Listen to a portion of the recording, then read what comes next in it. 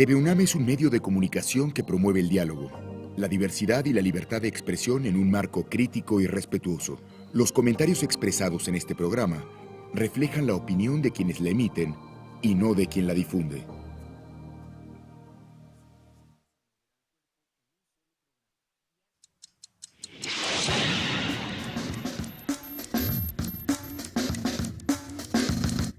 Primer movimiento.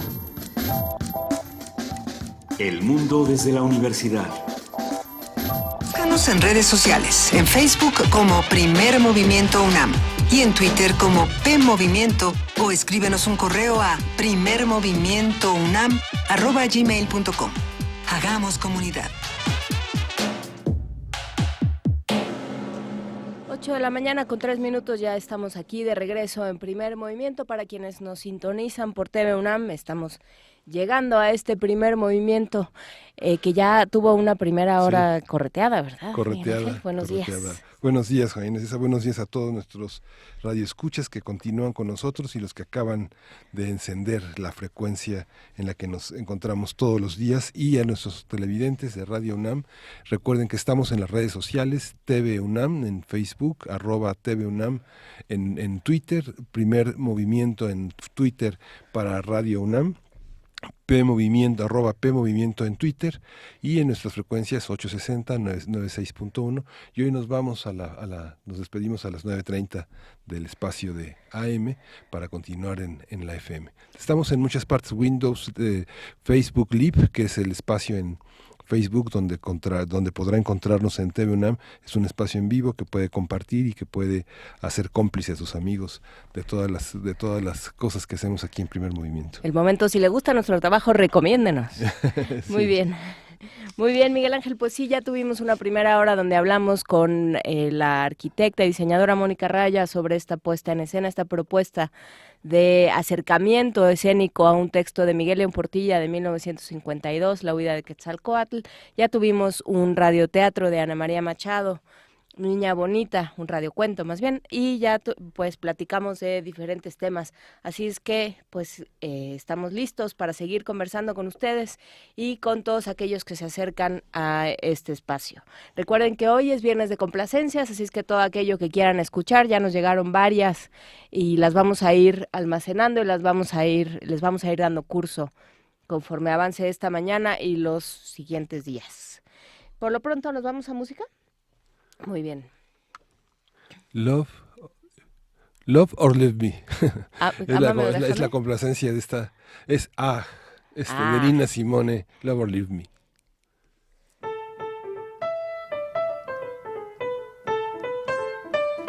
Say love me, leave me, let me be lonely. You won't believe me, but I love you only. I'd rather be lonely than happy with somebody else. You might find the nighttime the right time for kissing. Nighttime is my time for just reminiscing, regretting instead of forgetting with somebody else. There'll be no one unless that someone is you.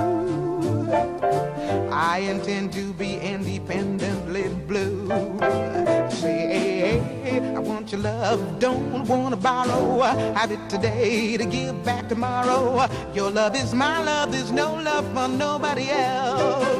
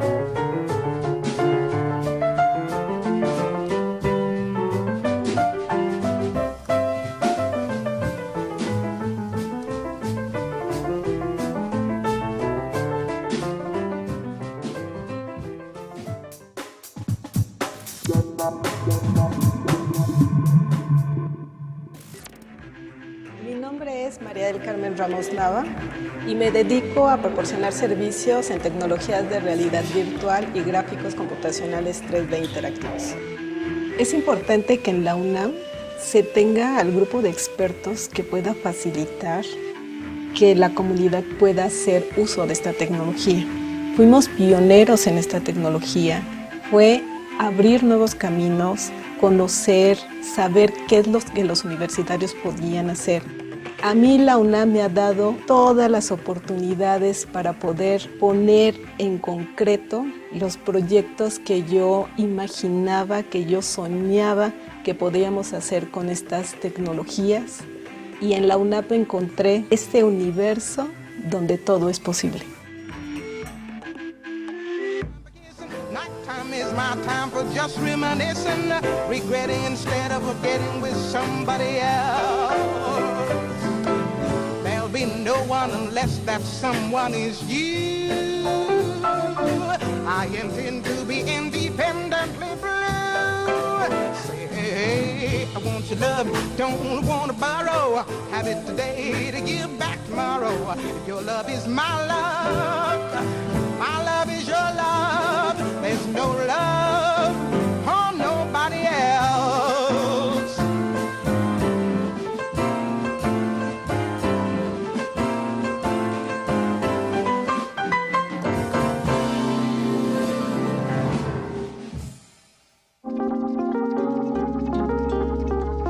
Primer movimiento. Hacemos comunidad.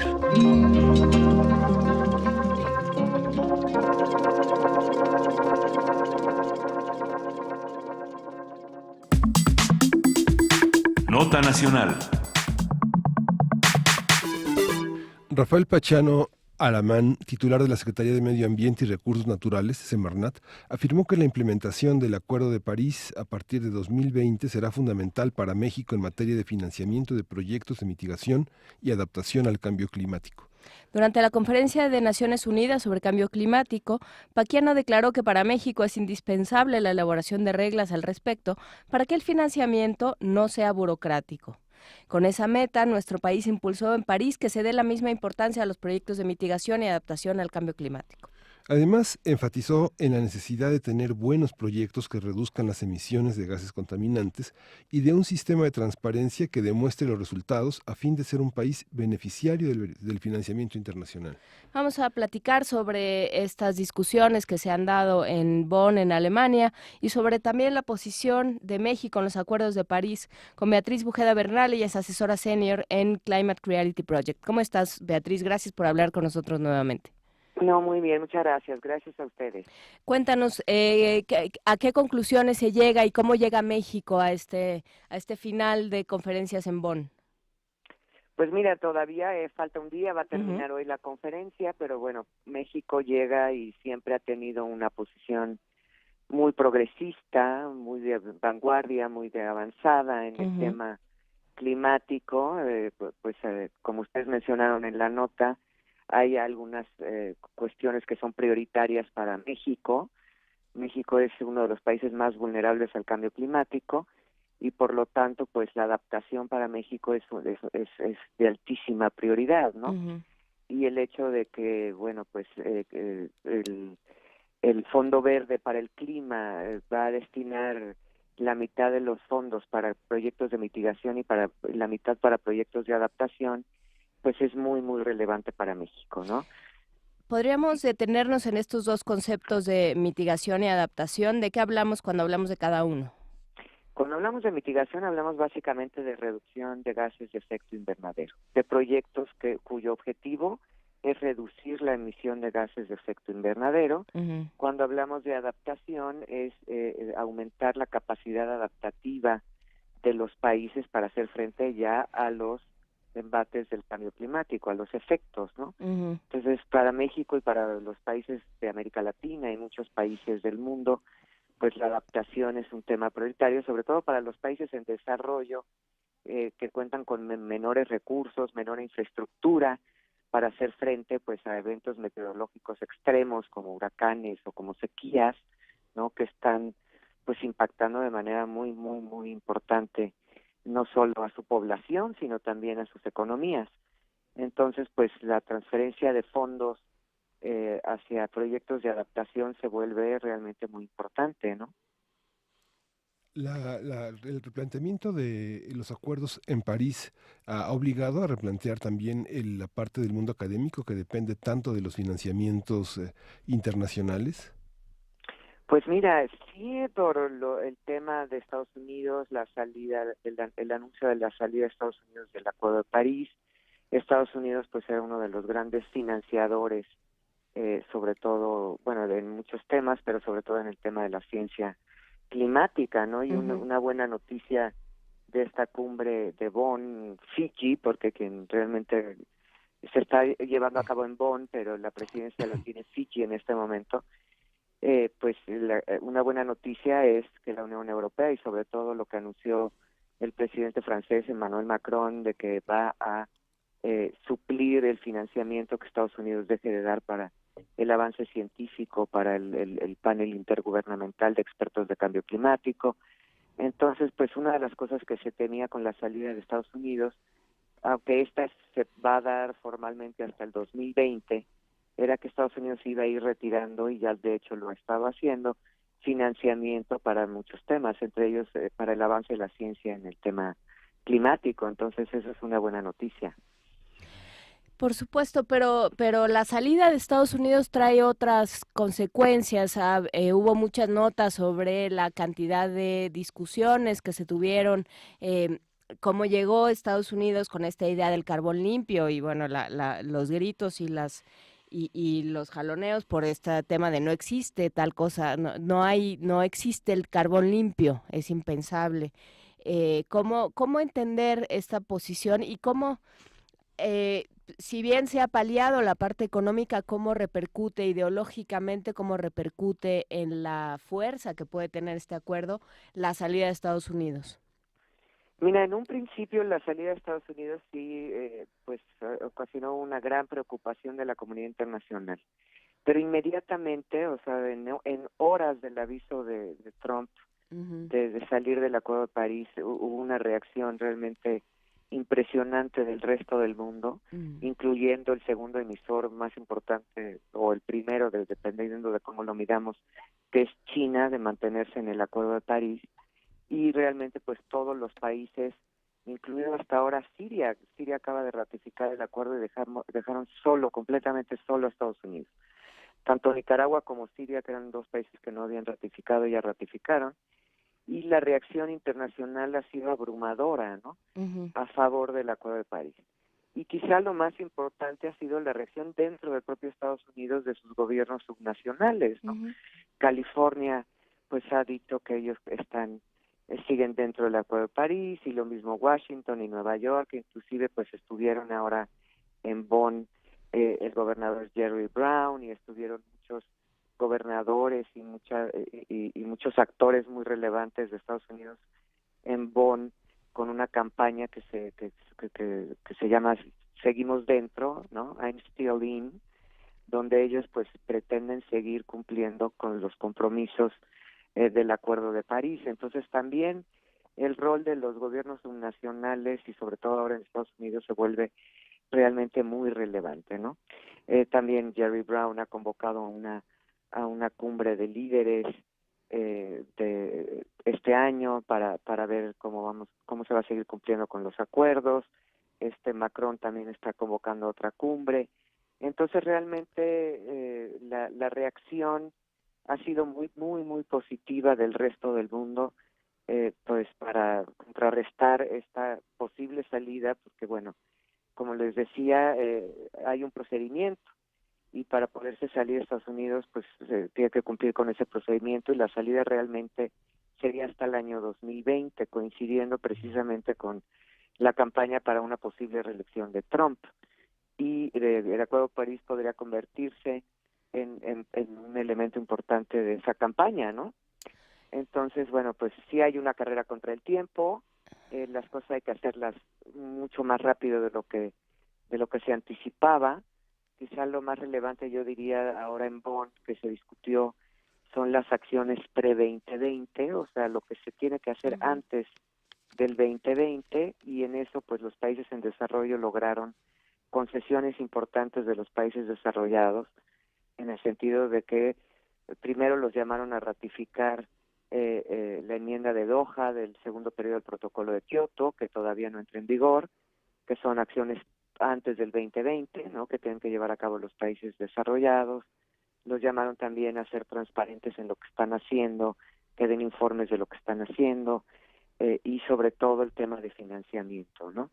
El tema de financiamiento es clave porque sin la movilización de los $100,000 millones que se comprometieron los países desarrollados a movilizar a los países en desarrollo, pues es difícil que muchos de los países en desarrollo puedan llevar a cabo acciones, ¿no?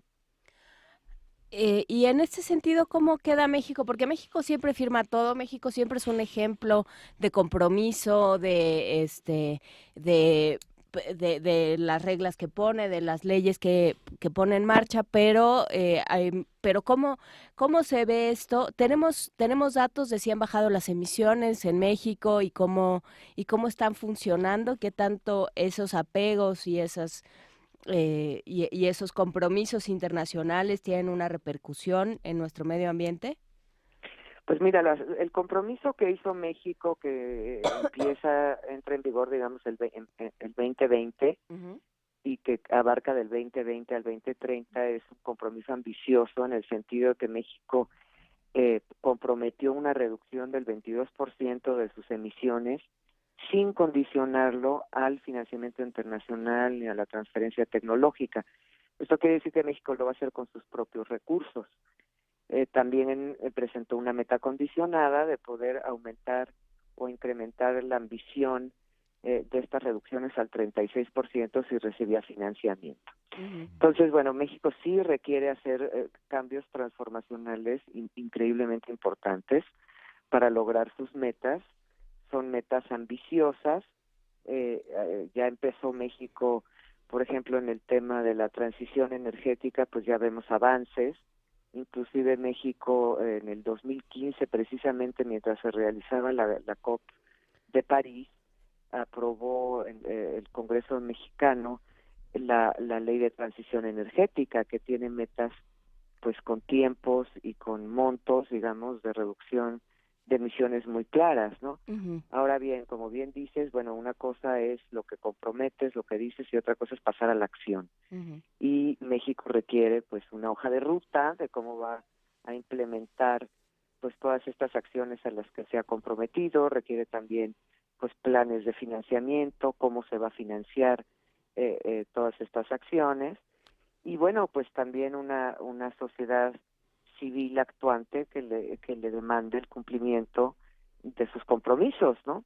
Lo interesante de París, yo creo que lo más importante en términos de lo que es jurídicamente vinculante, porque es un acuerdo híbrido que contiene disposiciones que son obligatorias y otras que son voluntarias, Uh-huh. es que contempla un marco de transparencia que se está negociando precisamente, donde los países van a tener que ir reportando y van a ser evaluados cada 5 años en cómo van cumpliendo sus compromisos. Y definitivamente, pues los países que vayan cumpliendo con sus compromisos son los países que se van a ver beneficiados con mayor financiamiento para los proyectos, ¿no? Uh-huh. Entonces, Uh-huh. bueno, es prematuro decir que cómo va a cumplir México con sus compromisos, pero bueno, México ha hecho compromisos muy importantes. Se le reconoce como un actor serio en las negociaciones de cambio climático, y bueno, como cualquier otro país, va a estar en el foco de ver que vaya cumpliendo con esos compromisos y que vaya haciendo las acciones a las que se comprometió. A ver, Beatriz, pero ya pensándolo en términos mucho más caseros, digamos, mucho más de cerca, pensando en que en México en estos temas entran muchos actores distintos, pienso en las transnacionales, pienso en las mineras, pienso también en los pueblos originarios y pienso también en la Semarnat como quien tiene que regular todo esto sin demasiada fuerza, digamos, sin demasiado capital político, ¿cómo se ve esto? ¿Quién tiene que poner de acuerdo a todos estos actores y quién tiene que vigilar? Digo, más allá de los acuerdos, que realmente haya un manejo lógico, un poco más responsable de nuestros recursos. Pues mira, por lo pronto tenemos una Ley General de Cambio Climático que establece una comisión intersecretarial. Entonces, no solamente es una responsabilidad de la Semarnat, Ajá. es una responsabilidad de 14 secretarías que integran esta comisión intersecretarial que tienen que ir evaluando los avances. Entonces, en esa comisión intersecretarial pues están secretarías como Hacienda, como Energía, como Comunicaciones y Transportes, como Salud, como SEDATU, etcétera, que tienen pues muchas acciones que llevar a cabo para poder cumplir con los compromisos de México. Entonces, no es solamente la Secretaría de Medio Ambiente, el problema además no es solamente un problema ambiental, es un problema económico muy relevante y un problema social muy importante, ¿no? Uh-huh. Ahora, lo que tiene México son grandes oportunidades económicas, porque de hacer muchas de las acciones a las que se comprometió, estas acciones son, pues digamos, ganar. Les pongo un ejemplo, el tema de la eficiencia energética. México tiene pues muchas posibilidades de llevar a cabo acciones de eficiencia energética. Hay otros países que ya les es muy difícil o muy costoso. Para México llevar acciones de eficiencia energética es relativamente barato y podría tener efectos de reducción de emisiones muy importantes, ¿no? Además, ¿Cómo cuáles? Pues reducir emisiones de gases de efecto invernadero vía el ahorro de energía, ¿no? Y no solamente en términos de emisiones, sino en términos económicos. Para muchas empresas es muy atractivo, o podría ser muy atractivo, todos los ahorros que podrían generarse simplemente por llevar a cabo acciones para ser más eficientes energéticamente. Podrían tener ahorros muy importantes, ¿no? Y esto me lleva al tema del rol del sector privado. O sea, el sector privado tiene que ser un actor muy importante, tiene que movilizar recursos y tiene que ver pues que muchas de estas acciones son ganar. Sí, el sector privado. ¿Perdón? Sí, el sector privado globalizado que tenemos en México, ¿cómo ha reaccionado en los Estados Unidos? ¿Hay un desaliento de los inversionistas, de los grandes empresarios en participar de esta aventura por el cambio, por detener los cambios climáticos, las consecuencias de todas estas afectaciones? ¿Cómo lo percibes, Beatriz? Pues mire, yo creo que el sector privado global estaba esperando una señal clara después de Copenhague en 2009, que fue un fracaso. Estaba esperando si iba o no se iba a concretizar un acuerdo en París. Una vez que se concretiza el acuerdo en París, creo que es una señal importantísima para el sector privado, en el sentido que había que empezar ya a hacer los grandes cambios, ¿no? Y bueno, ahora vimos en Bonn pues al sector privado también global muy actuante, asumiendo compromisos muy importantes, ¿no? Grandes empresas de todo tipo, en todos los sectores que han estado comprometiendo metas de reducción de emisiones.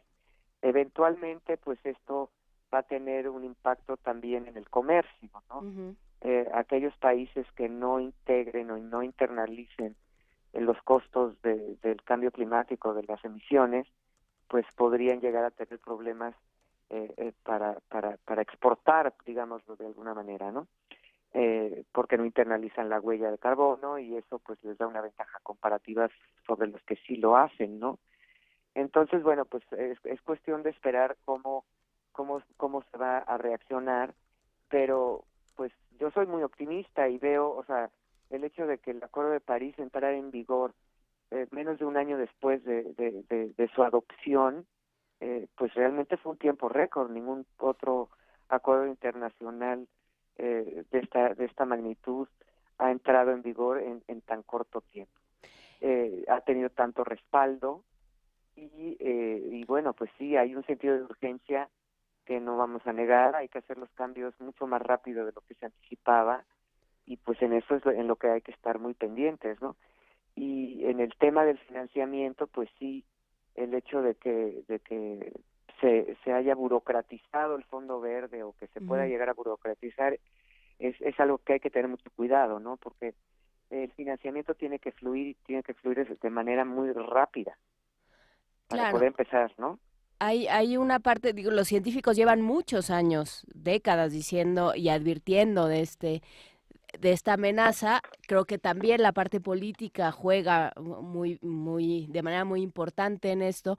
No sé en qué medida, ni tampoco sé si se pueda medir cuánto influyó el hecho de que Trump se haya opuesto para que el resto de los países hayan adoptado y abrazado de manera tan importante este problema. Primero que nada porque pues ya el debate sobre si existía o no el cambio climático y el negacionismo pues estaba superado, ¿no? Ya había un 97% de científicos a nivel global que no tenían ninguna duda al respecto, y en términos científicos pues eso equivale a un 100%, nunca te van a dar un 100%. Entonces, volver a un debate ya absolutamente rebasado pues fue realmente sorprendente, ¿no? Uh-huh. Fue realmente un tema más de campaña interna de Estados Unidos que otra cosa, ¿no? Entonces, bueno, pues no hay duda entre los científicos serios y a nivel global de que hay el cambio climático es por cuestiones, gran parte por cuestiones antropogénicas, y en eso no hay vuelta atrás, ¿no? Entonces, una buena señal es que no se ha reabierto ese debate, ningún científico serio ha vuelto son realmente pues más bien cuestiones internas políticas de Estados Unidos y de la base electoral del presidente de Estados Unidos, etcétera, ¿no? Entonces, bueno, pues nadie está ya en ese debate, ¿no? Ahora están los países y los distintos actores hablando de acciones concretas, ¿no? De pasar de ya el Acuerdo de París, ya todos sabemos, ya comprometimos qué vamos a hacer, cuánto vamos a reducir, cómo nos queremos adaptar, la transferencia de tecnología, la creación de capacidades, la transparencia, o sea, todos los temas que involucra el Acuerdo de París. Ahora lo que necesitamos es definir acciones concretas y financiar esas acciones concretas, ¿no? Pues habrá que ver cómo avanza esto. ¿Cuándo se pretende hacer una revisión, Beatriz, en el caso de México? El Acuerdo de París prevé un balance, una cosa que denomina el balance global, que significa que cada 5 años se van a ir revisando las contribuciones de los países y cómo van cumpliendo. Uh-huh. Hay un compromiso jurídicamente obligatorio, y es importante señalarlo, de que ningún país puede retroceder en sus compromisos. Uh-huh. Al contrario, hay un compromiso de incrementar la ambición. Es decir, que si México entró con un compromiso de reducir 22%, no puede llegar a este balance global o a esta evaluación y decir, pues miren, no pude, voy a tener que retroceder y voy a reducir menos del 22%. Eso no se puede. Lo que tiene que hacer es incrementar esa ambición. El próximo año, en el del 2018, va a haber una primera evaluación de dónde estamos, y pues ahí se espera que muchos países incrementen su ambición. Uh-huh. Ya hay países que han anunciado, por ejemplo, China o India, países que han anunciado que van a cumplir con sus compromisos antes de lo que se había previsto. No, bueno, a India más le vale porque porque traen un índice de contaminación ambiental espeluznante. Exactamente, y eso es un tema también importantísimo por los cobeneficios, ¿no? Uh-huh. Hablando de acciones ganar-ganar, de los cobeneficios que brinda, no solamente en términos de CO2 y de calentamiento de la atmósfera, etcétera, sino cobeneficios en salud, ¿no? Es un tema de salud también para muchos países, incluyendo el nuestro, la Ciudad de México, pero estamos viendo imágenes aterradoras en India y hemos visto imágenes aterradoras en China de los niveles de contaminación de las grandes ciudades, ¿no? Entonces eso también es un incentivo para que estos países actúen de manera rápida. Bueno, pues lo seguiremos platicando. Muchísimas gracias, Beatriz Bujeda Bernal, asesora senior en Climate Reality Project. Vamos a seguir platicando, si nos lo permite. Con muchísimo gusto. Muchas gracias. A ustedes. Y nos vamos con un vals. Con música, con el vals Capricho. Es una petición de Ricardo Castro. No, de Ricardo Castro es el vals, ¿no? Es el vals. Vamos.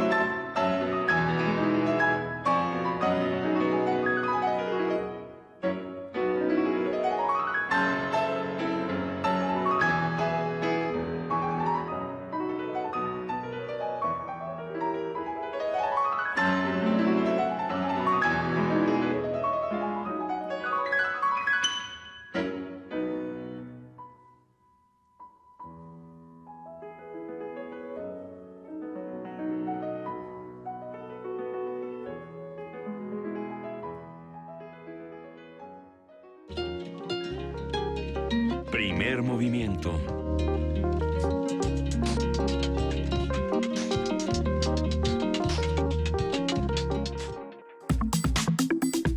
Nota internacional.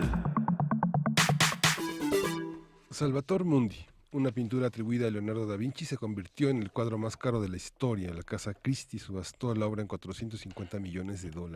Sin embargo, los especialistas no se han puesto de acuerdo si la pintura, que muestra a Cristo con una mano en señal de bendición y la otra sosteniendo una esfera de cristal, supongo que el orbe, realmente es una creación de Leonardo da Vinci. Se cree que el maestro empezó a trabajar en el Salvator Mundi a principios del siglo XVI. Hay registros de que la pintura perteneció al rey Carlos I de Inglaterra antes de ser subastada por el heredero del duque de Buckingham en 1873. Salvator Mundi reapareció en el siglo XX cuando fue adquirido por el noble inglés Francis Cook. Para esa época la pintura lucía intentos de restauración. Los descendientes de Cook la subastaron en 1958. En el 2005 fue adquirida por corredores de arte y luego de ser restaurada fue exhibida en la Galería Nacional de Londres como una obra de Leonardo da Vinci. Su último dueño antes de la subasta del miércoles fue un magnate ruso que pagó por ella $127.5 millones. Para hablar sobre esta subasta nos acompaña el doctor Alberto Soto Cortés, que ya está con nosotros en la cabina, como pueden ver. Él es coordinador de la Maestría en Estudios del Arte de la Universidad Iberoamericana, Ciudad de México. Doctor Alberto Soto. Pues muchas gracias por la invitación. Gracias. Ya también lo pudieron oír. Cuéntanos, Alberto Soto, ¿cómo leer esta noticia? Después de que tuvimos toda la discusión de que si era Da Vinci o no era Da Vinci, si era una falsificación, si estaba falsamente atribuido, todo esto, ¿cómo llega esta pintura y cómo llega además a estos precios estratosféricos? ¿Cómo lo entendemos? Bueno, debemos de entender que la demanda es en realidad la que está construyendo el precio, junto con una serie de mecanismos, pues básicamente publicitarios. Las obras de arte no tienen un valor como tal, no tienen un valor definido. Si nos encontramos en el closet de la casa de nuestra abuelita una pintura que puede ser probablemente un Leonardo, no tiene un valor dado.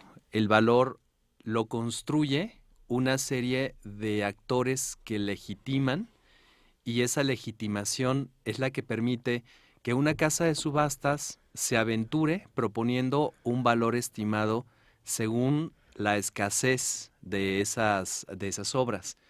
Esto es una cuestión importante. Si revisamos nosotros el mercado, en los últimos 27, 30 años, solamente han salido a la venta 9 obras que son dibujos básicamente de Leonardo, y este es el único óleo atribuido como podríamos aventurarnos, porque no tenemos nosotros certezas de la autenticidad. Hay quien dice que sí, naturalmente es auténtico, por eso alcanza esos valores, pero eso sería la base, es una demanda y una serie de actores que han legitimado esa obra. Y que en el fondo está la necesidad de posesión, ¿no? También que la necesidad de decir yo tengo un, ¿no? Yo tengo un Da Vinci, yo tengo un Picasso, yo tengo una, no sé, ¿no? ¿En qué momento? Porque pienso en los mecenas, ¿no? Pienso en estos personajes del Renacimiento que de pronto, de alguna manera, se compraban a los artistas para que les hicieran una serie de obras que les llevara como a la trascendencia. ¿Dónde empieza esta idea de la posesión del arte? Lo que nosotros vemos hoy en día como arte, en realidad, toda esta construcción de lo artístico, del arte, del artista, es básicamente contemporánea, porque hacia el 1500, cuando Leonardo pues, no solamente está desarrollando pinturas, sino también otro tipo de actividades, básicamente el oficio de pintor es el oficio de un materializador de imágenes que tienen una función específica, y en el caso de las imágenes religiosas es ser vehículos devocionales. No es el artista, seguramente viviendo en los días de Leonardo da Vinci, no habría una especie de groupies, ¿no?, que se lanzaran al paso de Leonardo. No son tampoco los personajes más connotados. Quien demandaba, quien era el comitente en ese momento, pues lo que le estaba requiriendo a un taller como el de Leonardo, pues eran estos objetos, estos vehículos de legitimidad, de autopromoción, también de devoción, pero que pues estaban muy situados en un ámbito pues muy concreto, no con esta aura que tienen hoy en día. O sea, si yo era muy devota de Santa Catalina de Siena, les pedía un retrato, una imagen de Santa Catalina de Siena. Y lo pedirías pues naturalmente a un taller que tuviera pues tiempos de entrega, que tuviera una ejecución, ¿no?, muy bien atribuida. Leonardo es, como algunos otros maestros pintores, peculiar porque tiene un estilo propio, un estilo que se imita, un estilo que gusta, que trasciende, y eso hace que algunos de los principales personajes de su momento pues lo contraten precisamente a él para la manufactura de sus obras. Es nuevo el coleccionismo. Se identifican grupos de coleccionistas, y estos grupos de coleccionistas que logran identificarse en algunas revistas internacionales de arte compiten con los museos, con algún tipo de museo que tiene características personales. No sé, pienso por ejemplo en los museos de Holanda, de Francia, que tienen autores muy distinguidos para el turismo, no sé, como Van Gogh, por ejemplo, ¿no?, como Matisse, como Dalí, ¿no? Sí, el coleccionismo en muchas ocasiones parte de actitudes humanas primarias, como mencionaban, ¿no? La competencia, la posesión.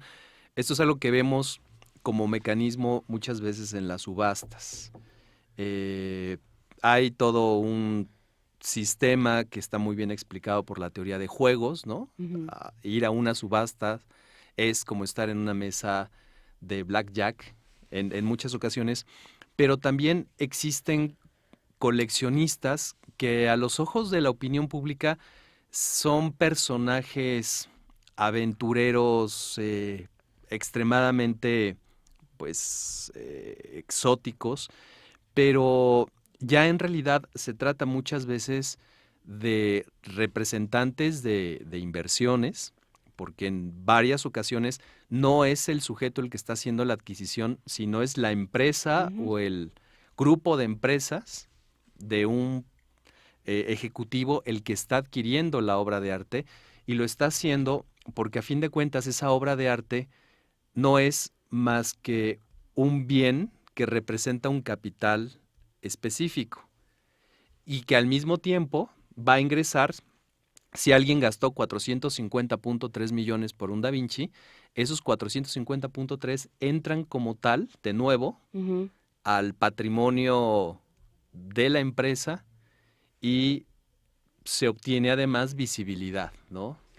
Que ahí es interesante cómo cómo empieza a tener este valor, como cualquier moneda, digamos, ¿no? O sea, tiene el valor que le demos entre todos, el oro, el cacao, lo que decidamos que va a ser el papel, aquello que decidamos que va a ser moneda tiene el valor que le demos entre todos. Lo mismo pasa con el arte y por eso se pueden dar comentarios como compra algo rápido porque ya se va a morir. No, sí, compra porque ya se va a morir. Y entonces quiere decir ya no va a producir más. Entonces, ¿en qué momento el arte se vuelve mercancía? Pues siempre ha sido mercancía, porque... Sí, bueno, siempre ha sido algo que se compra. Sí, sí. En quizás los últimos 30 años hemos visto algo que para muchos es un foco rojo, es una enorme burbuja que está creciendo a partir de los precios en el mundo del arte. No hay en realidad razón para pagar 450 millones más allá de obtener ventajas en términos de visibilidad. El arte no es oro, aunque hay muchos inversionistas o promotores de fondos de inversión en arte que dicen, es que el arte ha ido subiendo, ¿no? Mira cómo un Dalí, mira cómo un Picasso, ahora mira cómo los grandes maestros suben su valor. Eso no es una ley, no es una condición. Y lo que vamos seguramente a presenciar en los próximos años es una suerte de debates en torno a quién le compete poner racionalidad a este mundo. Que es irracional en este momento. Sí. ¿Quién pone los precios ahorita? Hablabas de las casas de subastas. Ajá. ¿En qué se basan?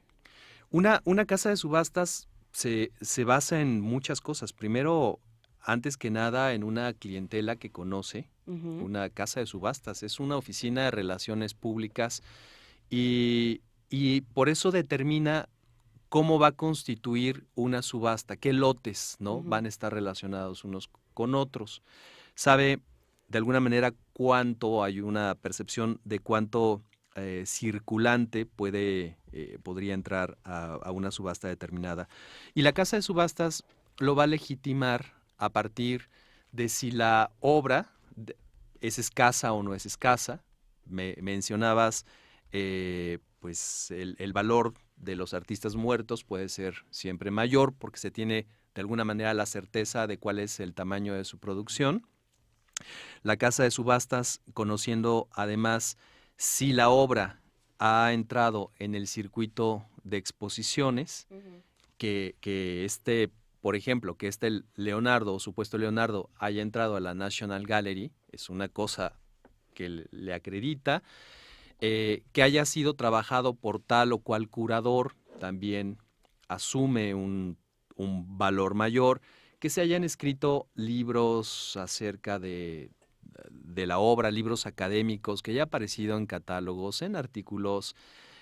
Hay una cuestión que cualquiera de las personas que ven este programa, si hicieran como un ejercicio de fin de semana largo, se ponen a buscar todo lo que se ha publicado sobre esta obra en especial desde el 2011 hasta la fecha, podrían ir sospechando que se trata de una campaña bien orquestada de publicidad de la obra. En el 2011, las principales revistas en torno al arte publican al menos un artículo y algunos de ellos son inserciones pagadas. ¿No? De donde dice, qué maravilla Leonardo. Qué maravilla. Y son inserciones de $20,000, $40,000. Hay una inversión quizás de unos 15, 20 millones de dólares atrás de ese valor que se le construyó a la obra. Para un académico como tú, esta visión pagada en las revistas especializadas de arte. ¿Cómo es vista? ¿Cómo es visto ese trabajo que se enmascara gran parte de esta producción falsa, ¿no? De que de alguna manera no son tal vez trabajos que se inserten en una gran tradición, que están encaminados al negocio, que desde el mundo académico se ven de otra manera? No, no desde todo el mundo académico. El mundo académico en realidad tiene la disculpa de que sus intereses en términos generales son otros, ¿no? Estarían, por ejemplo, centrados en el valor social de la producción o en el valor simbólico que tuvo Leonardo para las monarquías, ¿no? Etcétera. Digo, en mi caso, porque una de mis actividades es ser una especie de crítico de lo que el sistema artístico hace, y para mí sí son muy claras esas relaciones que se construyen, no solamente para mí, hay muchas personas en el mundo de la academia e incluso universidades que toman ya una distancia bastante clara con respecto a lo que es el mercado del arte, y a veces declinan invitaciones, por ejemplo, el realizar peritajes, el emitir comentarios acerca de una obra, porque se sabe que detrás de un comentario puede existir una legitimación involuntaria que sirva únicamente a intereses de mercado. Es que hay, estamos hablando, no sé si sean los términos correctos, pero de alguna forma son valores absolutos y valores relativos, ¿no? O sea, lo que te están pidiendo es que prestes tu capital intelectual, y lo prestes para legitimar una obra. Si tú dices, ¿no? Es como estas frases que se ponen en la portada de los libros, ¿no? Me encantó, dice Julian Barnes o quien sea, ¿no? Alguien que está prestando su capital cultural. Entonces, bueno, pues uno presta. También todo esto se convierte en mercancía. Pienso también en Banksy, que era un grafitero y que de pronto ahora los pedazos de muro de donde grafitaba Banksy se venden carísimos.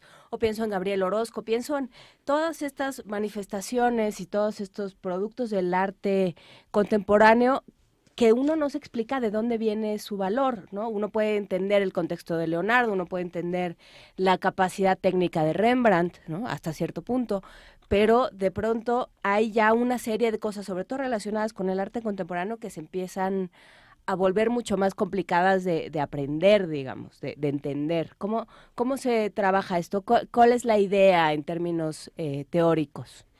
Bueno, nosotros distinguimos primero las categorías en torno a lo artístico.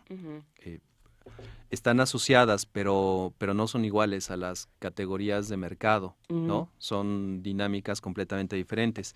A veces un valor, cuando se establece sobre una obra, está en función primordialmente del riesgo de su pérdida, del daño que pueda sufrir, de que se tratan de piezas únicas que de alguna manera representan algo importante para una comunidad, para un país, etcétera. Y ahí es donde se justifica el poner un valor alto porque la vamos a asegurar, la vamos a proteger. En la otra esfera, en la esfera de ponerle valor al arte para alimentar un circuito, hay muchos fenómenos asociados. Uno quizás de los más interesantes y que a veces nos cuesta trabajo reconocer es que se trata un poquito como el cuento del traje nuevo del emperador, ¿no? Donde nadie quiere establecer que algo no tiene en realidad calidad artística, pero sin embargo está dentro del circuito de lo artístico, y que se trata muy probablemente de un intento de estafa, ¿no? Eso ocurre y es interesante, y a veces incluso llega hasta las casas de subastas, algún tipo de obra de esa naturaleza. Lo vemos en algunas ferias de arte, ¿no? Donde se mezcla arte con creaciones u objetos, ¿no? Que en realidad se escudan dentro del prestigio que el arte ya tiene en sí mismo. Pero ¿quién puede decir que no? porque que el emperador vaya desnudo es algo que se puede ver claramente, pero ¿quién puede decir, o sea, cuáles son las voces que se levantan? ¿Dónde entra entonces o si existe la responsabilidad moral de la academia de decir, oigan, esto no es nada?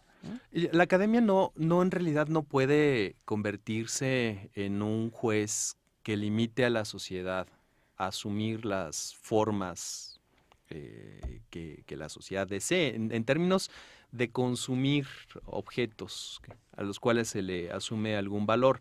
Lo que la academia debe de advertir, y creo que en todo caso dejar muy en claro, son las distintas funciones que tiene el arte. A mí hay artistas mexicanos de la Escuela Mexicana de Pintura que en términos generales no me gustan, pero que los valoro porque representan un tiempo, una sociedad en específico, me remiten a ciertas asociaciones, incluso con literatos, con fotógrafos, no lo sé.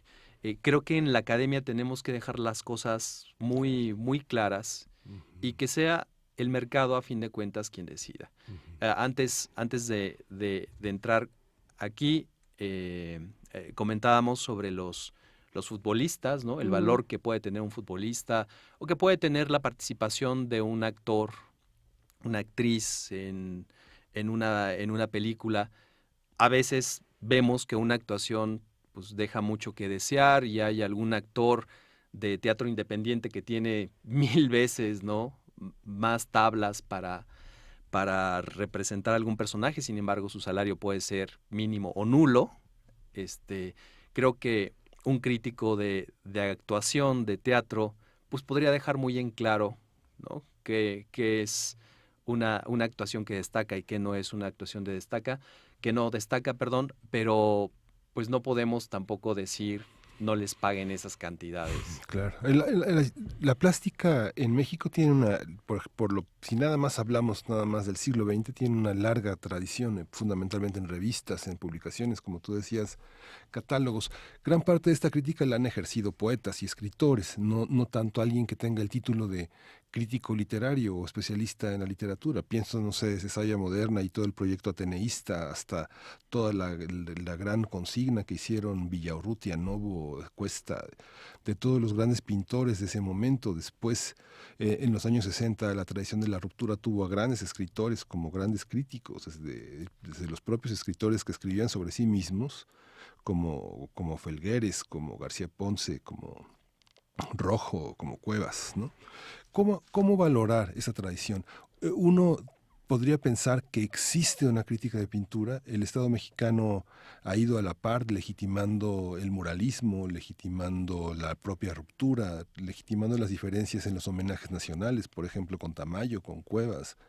¿Cómo entender una irrupción del arte contemporáneo que no pase por las becas, que no pase por la legitimidad del Estado, que sí, pero que pase por el periodismo, por los medios, por la crítica? Esto, ¿cómo se da, Alberto? ¿Cómo se da esa conjunción? ¿Cómo encontrar un criterio de verdad? Tenemos un problema muy, muy grande, que es una historia del arte mexicano extremadamente estrecha, manejada desde un sector muy, muy, muy pequeño, y me incluyo en ese sector, naturalmente. No puedo eliminar mi responsabilidad. Tenemos museos nacionales que han establecido qué es lo mexicano, ¿no? Cuáles son los valores que deben de fomentarse y apoyarse.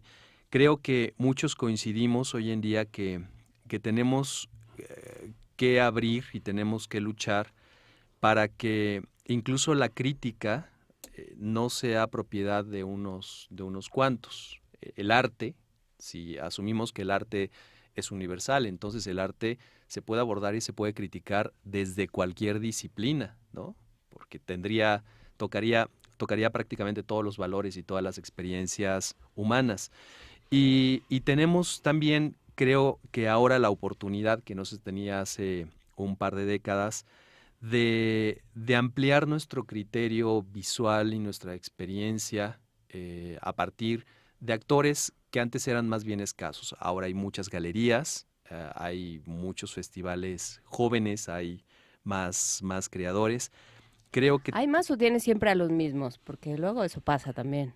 No, hay más creadores, Ujú. creadores que son generalmente transparentes porque no están en este mundo de las becas, no están siendo invitados a los principales recintos. Creo que estamos, algunos, pretendiendo que se transite de una manera orgánica hacia allá, quitando todos estos cotos de poder dentro de las disciplinas, incluso pues haciendo revisiones que se han hecho desde algunos frentes, por ejemplo, en el tema de género, ¿no? Donde pues no es que no hayan existido mujeres artistas, sino pues sencillamente estaban excluidas, la mayoría de ellas, de las historias del arte de México en muchas ocasiones porque pues se presumía pues ni mexicanas son, ¿no? Son extranjeras. Sí, bueno, que ese es otro tema. ¿A quién le pertenece el arte y esta visión nativista de qué entendemos por arte mexicano o por el arte de cualquier país? Pero bueno, pues hasta aquí dejaremos esta conversación el día de hoy. ¿Algún artista mexicano al que tú volverías y que dirías se le ha pasado por alto y ha sido injusta la historia con él? No quisiera decir ninguno, pero pues es que prácticamente de la mayoría, incluso de los connotados, se les conoce por tres cosas y de una manera pues muchas veces fetichista. Ujú. Pues volveremos a esta pregunta. Yo sé que fue alevosía, a quemarropa, fue alevosía mía preguntarte así nada más, pero la dejaremos ahí en el tintero. Muchísimas gracias, doctor Alberto Soto Cortés, coordinador de la Maestría en Estudios de Arte de la Universidad Iberoamericana de la Ciudad de México. Muchas gracias por estar con nosotros. Gracias. Gracias, Alberto.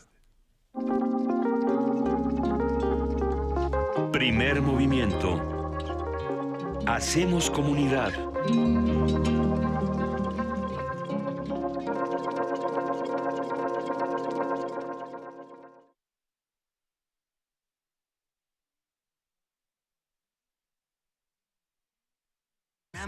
.mx.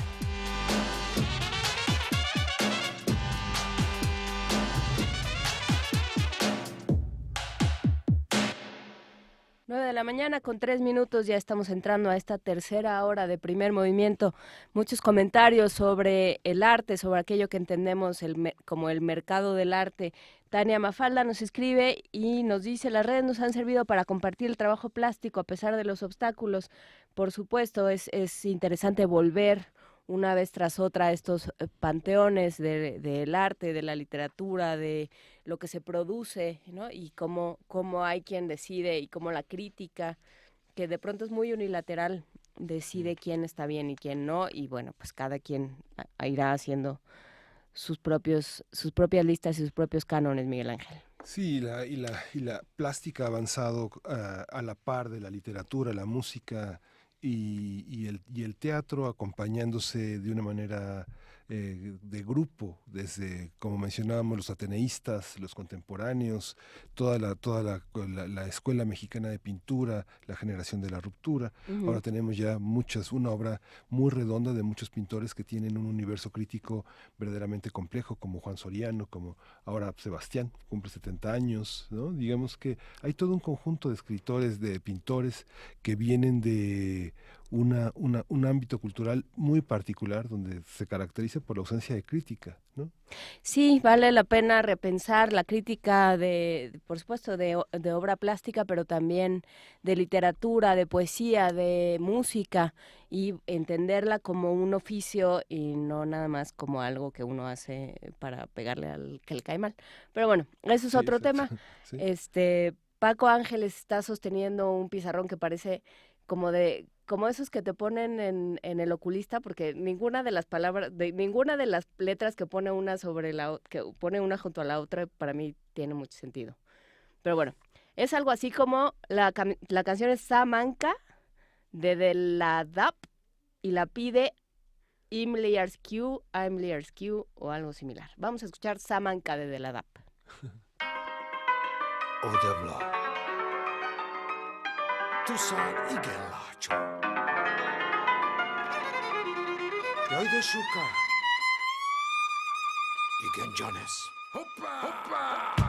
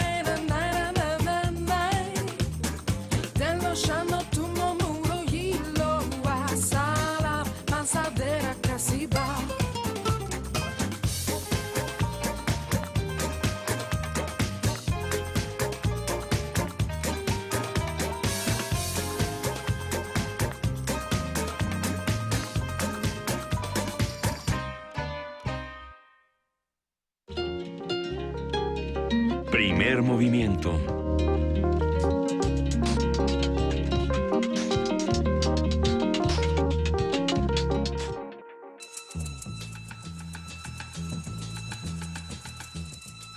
Es hora de poesía necesaria.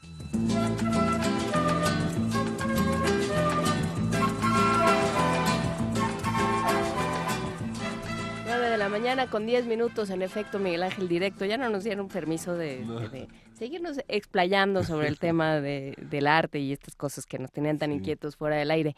Pero bueno, poesía necesaria hablando del arte, Miguel Ángel, y hablando de la educación en el arte. Ahora han aparecido muchos temas de danza, muchos libros de danza, filosofía de la danza, antologías de mujeres que poetas que adoran a la danza, y decidí retomar esta fascinante visión que Elsa Cross, en el material de lectura 160 que publica la Dirección de Literatura en Difusión Cultural de la UNAM, publicó de Elsa Cross, que tiene una visión del origen de la danza como este mundo de Shiva, este mundo plural lleno de movimiento.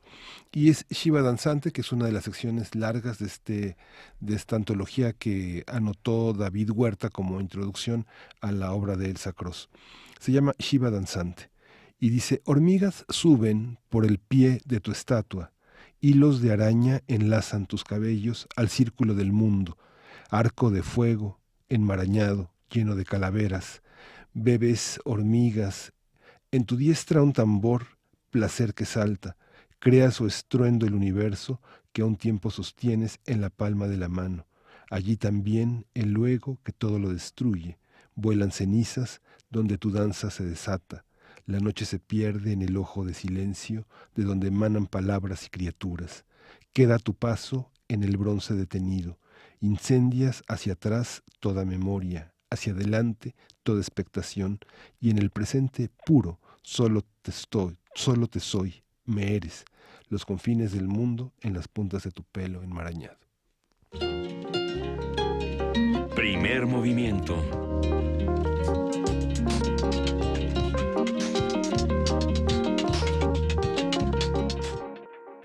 De la mañana con 12 minutos.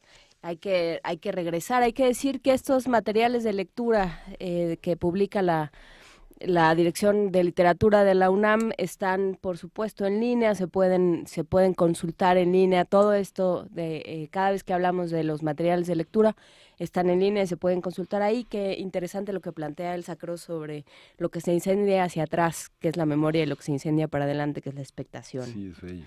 Y cómo queda el instante, que es al fin de cuentas la danza. Solo ocurre lo que estás viendo, lo que está sucediendo en ese instante. Todo lo demás ya no tiene sentido.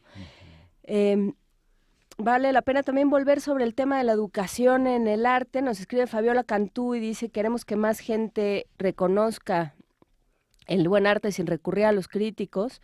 Hay que educar en el arte e ir despertando desde muy niños ese gusanito de curiosidad y gusto, y sobre todo, pues sí, la posibilidad de tener referentes y de acceder a diferentes formas en las que los seres humanos se van comunicando y se van manifestando a través del tiempo. Pues ahí están los museos, ahí está, por supuesto, todo lo que ofrece la UNAM y todo lo que va ofreciendo esta ciudad y muchas otras. Tenemos una canción. Porque de pronto pensé que era como una... La Barranca, una nota que cae. Es Mictlantecutli. La pidió Mictlantecutli. Sí. ¿Desde dónde oye? ¿Desde el más allá? Desde el más allá, Mictlantecutli pide de La Barranca una nota que cae. Vamos a escucharla.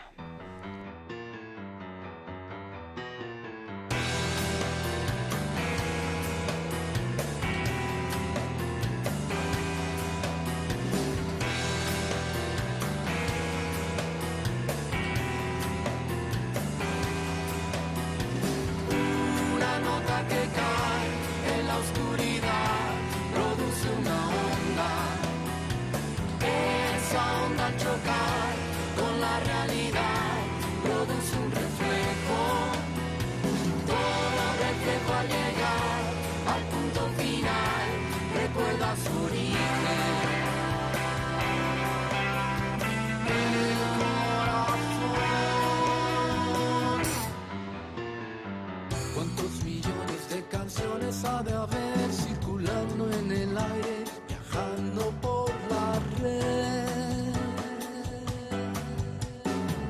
¿Y cuántos versos se tienen que escribir para ver si es que alguno se enreda en ti?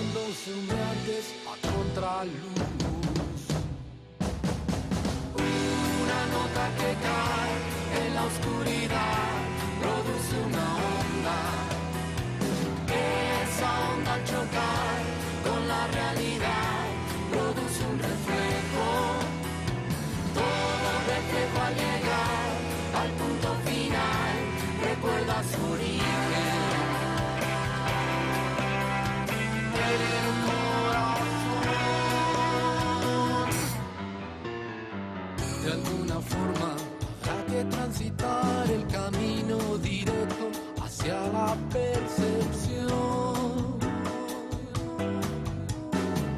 Dinamitar el aislamiento general y a través de una grieta tocarte al fin. Mientras tú vas con cautela en este mundo aterrador, y en un instante de suprema claridad se abrirá toda sombra como una flor.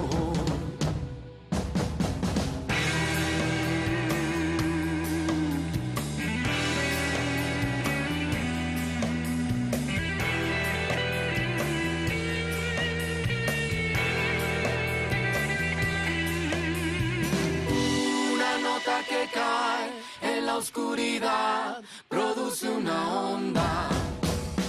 Esa onda al chocar con la realidad produce un reflejo.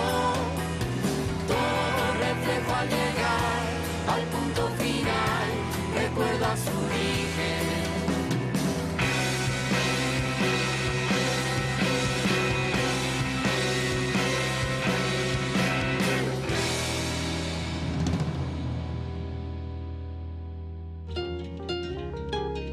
Primer movimiento.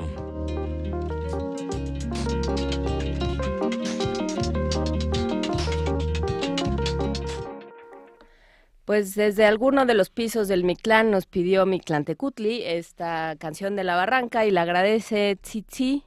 Y, bueno, en realidad no sé qué agradece, pero escribe gracias en Twitter y yo lo voy a usar para todo aquello que me convenga. Nos dice gracias para todo.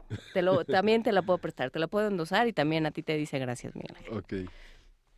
Pero por lo pronto vamos a escuchar de nuestra serie de Bastidor Acústico de Fernand Léger, La naturaleza muerta a la luz de las velas. Está la imagen en redes para que puedan también observar de qué está hablando este Bastidor Acústico de Fernand Léger, La naturaleza muerta a la luz de las velas.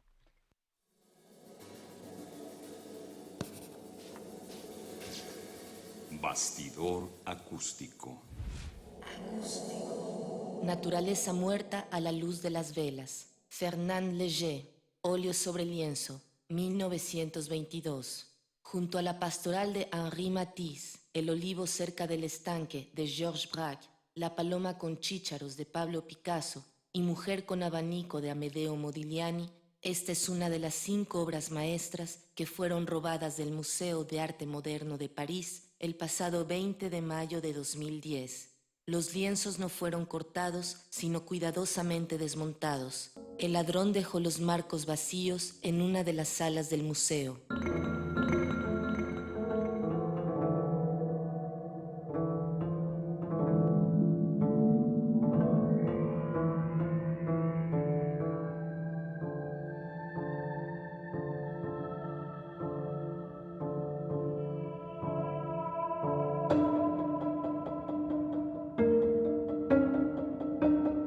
Aislados, los colores no se mezclan.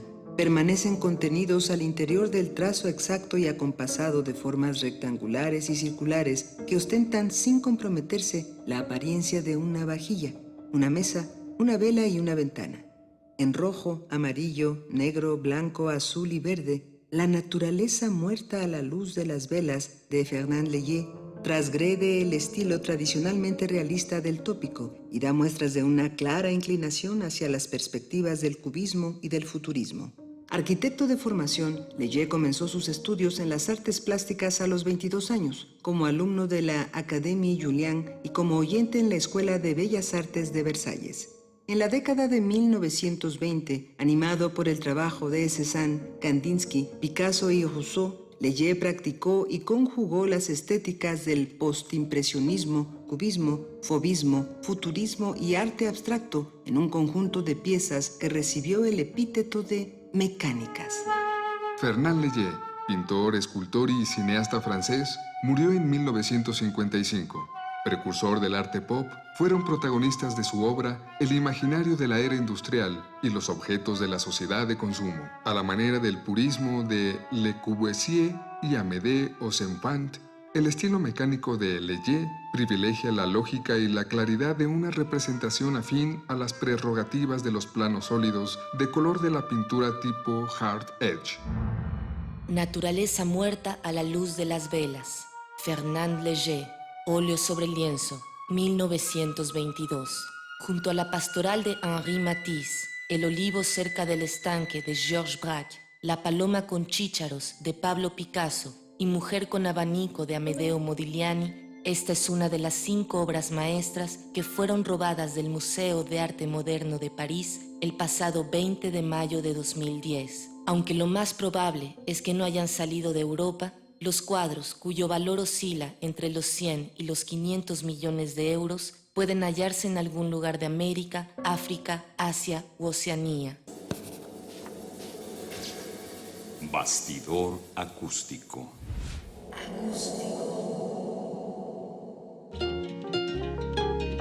Primer movimiento.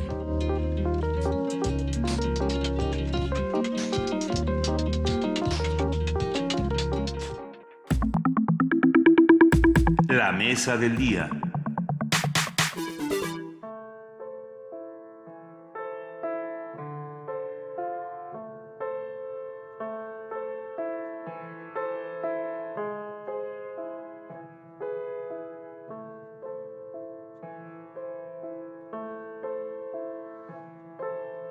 Todos me dicen el negro llorona, negra, pero cariñoso.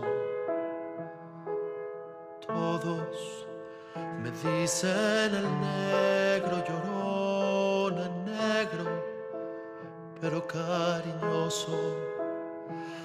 Yo soy como el chile verde llorona, picante pero sabroso. Yo soy como el chile verde llorona, picante pero sabroso. La Bola es un proyecto de Hernán del Riego que está con nosotros, que surgió de un canal en redes sociales que se viralizó y ha alcanzado más de 25 millones de personas. Se trata de una propuesta artística para intervenir canciones conocidas y hablar de temas como migración, desigualdad y corrupción, entre muchos otros. El Barzón, el primer video que publicó este canal, se ha convertido en un fenómeno viral. Hasta ahora registra más de 8 millones de vistas y ha alcanzado a más de 18 millones de personas.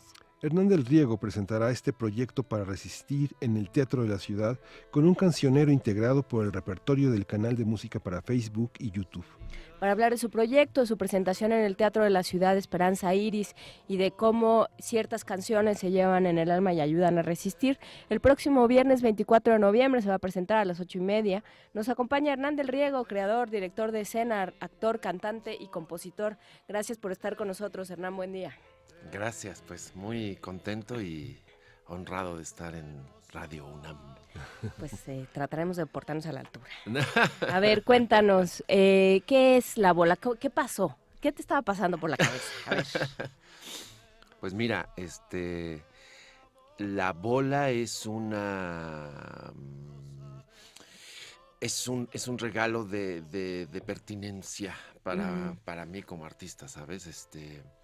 Yo soy de lenta cocción, siempre digo, entonces, y los artistas, o bueno, en mi caso, creo, hay más intuición que como certezas, ¿no? Uh-huh. Entonces, yo empecé a hacer un espectáculo en San Diego, donde vivo, en torno a la migración, a la condición del mexicano doble, que se va pero no se va del todo, y se queda pero no se queda del todo, y siempre estamos como deseando el otro lugar, o en fin, y tenemos muchas ligas. En fin, la diáspora mexicana es inmensa, es casi la mitad del país está afuera. Y así como parece en fin, hice un espectáculo que se llama Todavía, lo estrené en San Diego, y ahí me aventuré a una cosa que yo digo que más que arreglar, porque yo no soy compositor, compongo cuando hace falta, pero no soy compositor, intervengo las canciones. Y entonces las parto, las rompo, las detengo, y ahí digo cosas. Y cuando yo empecé a ver la reacción de la gente en el teatro, cuando yo le decía a la gente, no, detengámonos con el Barzón, por ejemplo, y vamos a decir, se me reventó, no una vez, dos, los músicos, detengámonos, otra vez. Y empezaba a surgir la necesidad enorme de todos. Yo dije, esto lo tengo que hacer. No pensé en viralizar, tengo 51 años, no es mi natural... tu paradigma, digamos, exacto, tu horizonte de expectativas. Lo pones perfecto. Y entonces dije, bueno, grabo 5 canciones en casa de una amiga, hay muchos, hay muchos canales así en YouTube, y lo mantuve y no veía la manera de sacarlo para eso, para tratar de hacerlo más... que se diera a conocer más. Esa era la expectativa. Y me di cuenta que cumplía una función y entonces dije, bueno, esto puede ser como un cancionero, sí, un cancionero que nos ayude a los de adentro y a los de afuera. Bueno, pues ¿cómo le pondría cancionero en tiempos trágicos? No, pues cancionero para resistir todo lo que hay que resistir aquí, el ánimo y la desmoronamiento del país adentro y etcétera. Este espectáculo se llamaba Todavía, porque yo decía, todavía está la gente peleando, todavía está la gente luchando, todavía la gente está haciendo academia en México, todavía la gente está haciendo un país y todavía la gente de afuera se quiere regresar. En fin, lo subí y ¡bum! La reacción fue no, ¿sabes? Es que fue la primera, el Barzón. Entonces, si yo hubiera tenido otras que iban en algunos miles y algunos me hubiera más o menos... No, yo no sabía, cuando pasó al 1,000,000 en días, pues hacían de ser las redes, ¿no? Pero no. Hacían de ser los jóvenes de ahora. Hacían de ser los jóvenes de ahora, pero finalmente lo que me di cuenta un poco es lo que tú decías, esta cuestión del alma, y no hay mayor regalo, yo creo, para un artista, en mi opinión, que la pertinencia. O sea, estar hablando, diciendo o haciendo algo que está ahí, latente, ¿no? Subyacente, y que tienes la intuición o la conexión de ¡boom! Ser parte de eso. ¿Cómo se materializa eso? ¿Qué obtienes de una viralización de este tipo?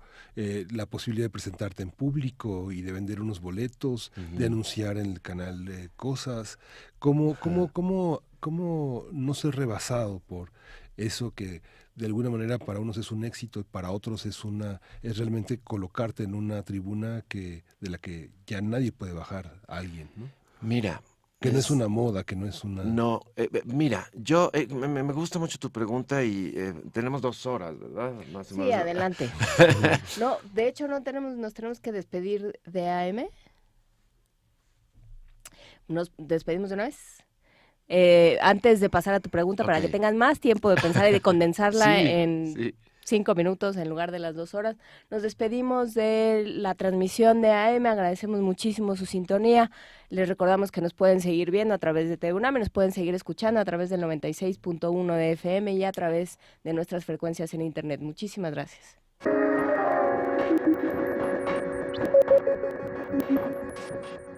Y ahora sí, regresamos, Hernán del Riego. ¿Qué significa esta viralización? Mira, tiene muchas lecturas. Me hacían la pregunta, ¿para qué si tienes tantos millones de escuchas, quieres ir a un teatro para 1,000? Yo decía, bueno, primero vengo del teatro y de la experiencia viva. Segundo, esos cientos de miles, casi todos preguntan, ¿cuándo lo voy a presenciar? Digo, la experiencia no se puede sustituir, pero ¿qué se gana? Mira, en términos artísticos, enormes cosas, un diálogo que yo deseaba, que no me ofreció. Yo vengo de lo clásico, de la música clásica, de la formación, me formé y soy parte de ella y vengo del teatro, y esa posibilidad de ampliar el espectro de contacto siempre lo busqué. Y entonces, eso es lo primero. En términos económicos, realmente poco. Hay algunas monetizaciones, le llaman, de las vistas en YouTube, y claro, sirve para que eso en las plataformas de venta de discos digitales funcione. Medianamente. Y se agradece, y por supuesto que es parte de... Pero no es para nada... Es decir, muy concretamente... yo sigo financiando la iniciativa, vamos, ¿no? La iniciativa, porque es mucho más de una venta. Y a estas alturas, a mis 50 años, mucho más que una fama. Sí es una voz, sí es un lugar y sí es una cosa para decir en el Teatro de la Ciudad o en los teatros. Por ejemplo, me invitaron a la Feria de San Marcos. Ujú. ¿Tú has ido a la Feria de San Marcos? Es verdaderamente impactante lo que sucede ahí. En términos Sociales, sociales y culturales, culturales, es un fenómeno tremendo. Y alrededor, Es, en los garages. es una cosa impresionante. Y entonces, de repente, meter una vocecita que aspira a otra cosa, no a patriotismo y no a nacionalismo exacerbado, sino a una autorreflexión, pues sí lo agradezco, ¿no? Sí, ya fuiste a la Feria de San Marcos, ya fue, ¿no? Fue. ¿Y cómo te fue? Porque ese es más, tiene más público de palenque que de sala de conciertos. Que No es que sea una mejor que la otra, sino que son discursos completamente distintos. Completamente distintos. Yo estaba absolutamente apanicado y yo dije, no es el perfil. Y nos pusieron en una plaza, tuvimos como, pues, no sé cuántos miles ahí de personas, pero acaba asentándose el discurso y la aspiración, acaba siendo, porque de veras no es porque yo cante bien o mal, mi voz es bastante regular, no es ese punto, es que algo está ahí sucediendo, conectando con la gente, ¿no? Gente migrante, cuando yo canto La Martiniana y digo, canta para no olvidar quién eres, y la gente se queda, y volar y volver, ¿no? Gente migrante que llega ahí, y yo digo, sí, a una persona en Minnesota que tiene 12 años sin poder regresar a su territorio, no quieren tomar un avión. Si pudiera volar, lo haría en ese instante. Y ¡brum! Conecta entre ellos y entre yo. Alguien me dice, gracias por recordarnos que tenemos esto en el ADN. Es más grande que yo y estoy completamente superado, retomando tu pregunta, completamente superado, agradecido, pero apabullado. Creo que es muy interesante lo que sucede con el público. Esto no lo ves tú en YouTube, pero sí lo ves en las pequeñas, a comparación de estas millones de vistas, con la gente con la que tratas, digamos, en el escenario. Estás haciendo un trabajo, por lo que cuentas, muy de sentir al público y muy de hacerlos partícipes y colaboradores en este esfuerzo. ¿Qué es lo que sucede cuando tú te paras en el escenario? Mira, esa es la razón por la que me aventuré en hacer la bola en redes, por las reacciones. Te podría decir cosas como, nunca antes me habían abrazado de la manera en la que me abraza la gente después del escenario, porque ni ellos ni yo sabemos por qué nos abrazamos, ni todo lo que tenemos que decirnos. Son unos abrazos que nunca antes yo había recibido. ¿Qué invito a hacer a la gente en esta necesidad mía de conectar? Bueno, primero los invito a cantar conmigo, a cantar estas canciones que es el objetivo último de la bola, ¿sabes? Ese cancionero que yo insisto. El mismo proceso que a mí me pasó cuando yo memorizo las canciones, que por cierto memorizo muy mal. Mientras haya teleprompter daré todos los conciertos del mundo. Pero bueno, el proceso de memorizar me hizo comprender.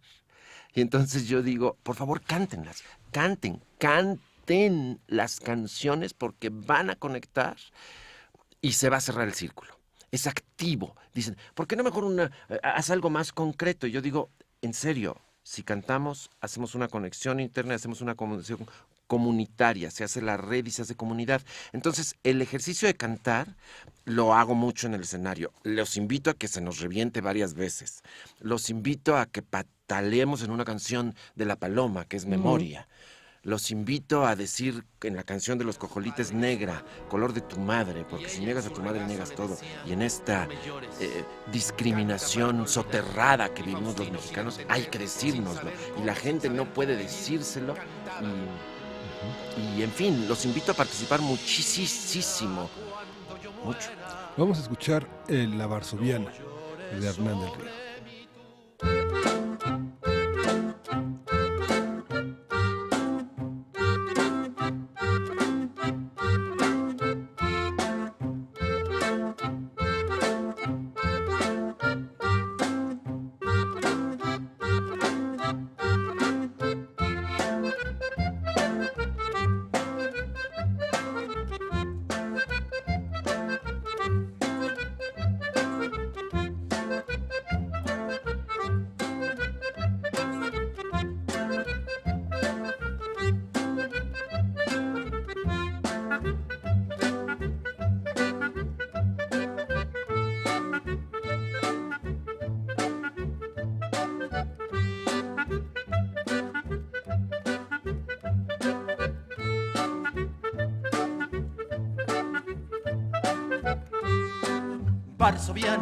Varsoviana, ¿quién te trajo aquí? Yo solita, vine a dar aquí. Varsoviana, ¿quién te trajo aquí? Yo solita, vine a dar aquí. Comadre Juana, vamos a bailar con ese viejo cara de comal. Comadre Juana, vamos a bailar con ese viejo cara de comal. El pan de maíz, el pan de maíz, el pan de maíz sin sal. El pan de maíz, el pan de maíz, el pan de maíz azul. El pan de maíz, el pan de maíz, el pan de maíz sin sal. El pan de maíz, el pan de maíz, el pan de maíz azul. Comadre Juana, vamos a bailar la varsoviana que van a tocar. Comadre Juana, vamos a bailar la varsoviana que van a tocar.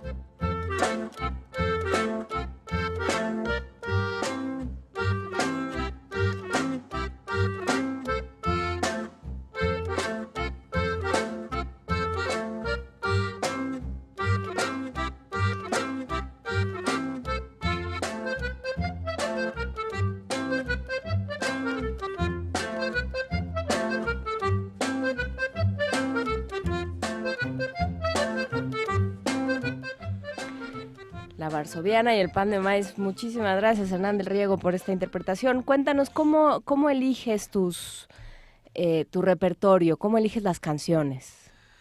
Muy buena pregunta, yo también me la hago.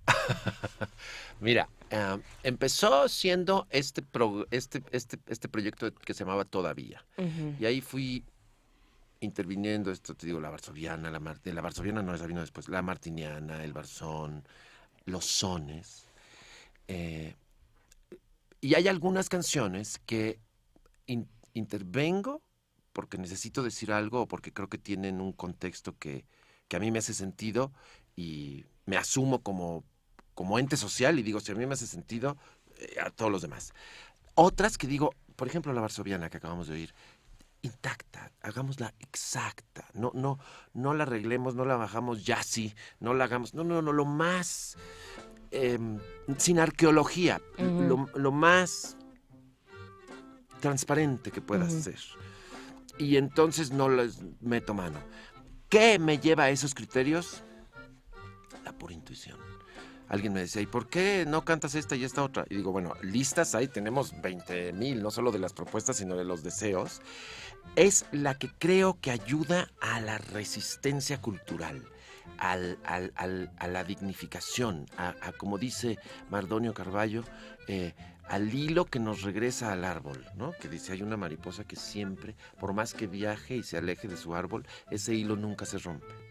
Y yo digo, así estamos los mexicanos, los de afuera y los de adentro. Lo que pasa es que no, es como las abejas, ¿sabes? Uh-huh. Las abejas que con los pesticidas pierden se desorientan y se mueren de fatiga, ya no regresan al panal. Así estamos los mexicanos. A mí se me parece exacto. Entonces digo, ¿oyes la varsoviana? Por allá anda el árbol, ¿no? O sea, por ahí. Y entonces, de repente me dicen, ¿entonces es un rescate de música tradicional? No, nos nutrimos, pero hay canciones que no tienen nada que ver con lo tradicional mexicano, ¿no? Que hemos...